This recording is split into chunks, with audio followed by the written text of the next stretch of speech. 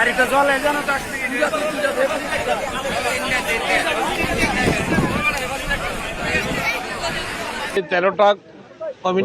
তেরোটা প্রসেসে সর্বপ্রথম আমরা সংবাদ পাই। সংবাদ পাওয়ার সাথে এই আমাদের পাশেই ইভিজার যেটা ফায়ার সার্ভিস সিভিল ডিফেন্স, এটা ফার্স্ট ক্লাস স্টেশন, ওইখান থেকে দুইটা ইউনিট পাঠাই দেখলাম যে এখানে আমাদের কুমিল্লা জাঙ্গালিয়া বাস টার্মিনাল ঠিক মাঝখানে তিনটা গাড়ি একসাথে আগুন জ্বলতেছে। তা আমাদের ফার্স্ট ইউনিট যারা আছে এরা আপনারা দেখছেন এই এলাকার সবাই যথেষ্ট হেল্প করছে, সাহায্য করছে। তার পরিপ্রেক্ষিতে এই তিনটা যেখানে আগুন লাগছে ওইখানে আগুনটা শেষ করছে। আগুন এখানে সম্পূর্ণ নিয়ন্ত্রণে, আগুন আর বাড়বে না।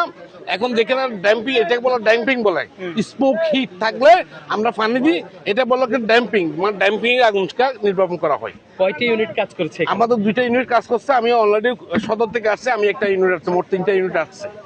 আল্লাহর রহমতে আগুন আর বাড়বে না, বাড়ানোর কোনো আলামত নাই। হতাহতের ঘটনা ঘটেছে না, অদ্যবধি কোনো লোক আহত নিহত পাই নাই।